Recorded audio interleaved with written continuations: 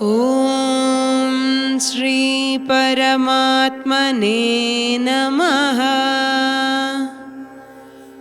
ಅಥ ಪಂಚಮೋಧ್ಯಾಯಃ.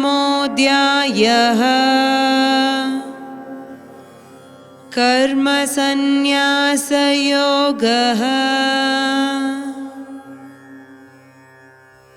ಅಧ್ಯಾಯ 5 ಶ್ಲೋಕ 14. ನ ಕರ್ತೃತ್ವಂ ನ ಕರ್ಮಾಣಿ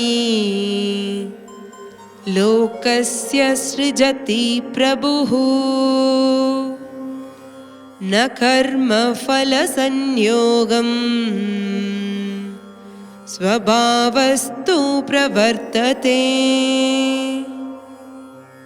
ಶ್ಲೋಕನ ಅರ್ಥ: ಈ ಒಂದು ಮಕ್ಕಗೂ ದೇವರು ಸೆಯಲವೋ, ಆ ಸೆಯಲ ಮಾಡಿದೆಂಬ ತನ್ಮಯವೋ, ಇಲ್ಲ ಅದನ್ನ ಫಲನೋಡ ಅಡುವ ಬಂಧವವೋ ಉರುವಾಕೋದಿಲ್ಲ.